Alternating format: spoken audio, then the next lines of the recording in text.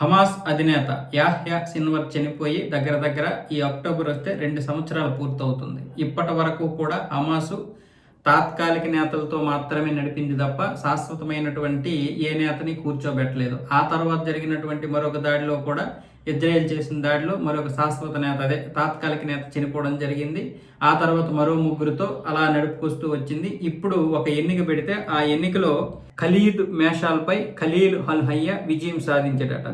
ఈ ఖలీద్ మేషాల్ అనే వ్యక్తి మాజీ Hamas political leader.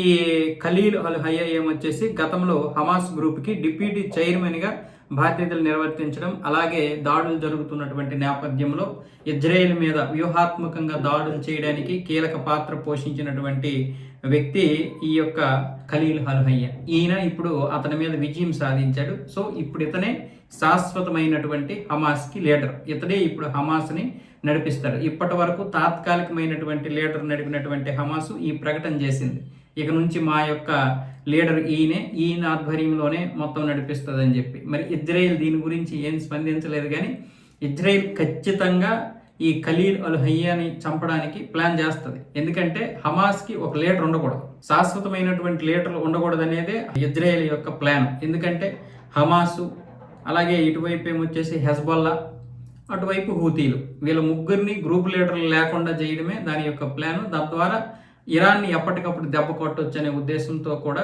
Israel plan చేస్తుంటుంది. కాబట్టి ఖచ్చితంగా ఇప్పుడు ఖలీల్ అల్ హయ్యా కూడా తన యొక్క ప్రాణాన్ని కాపాడుకోవడానికి తీవ్రంగా ప్రయత్నాలు చేయాల్సి ఉంటుంది.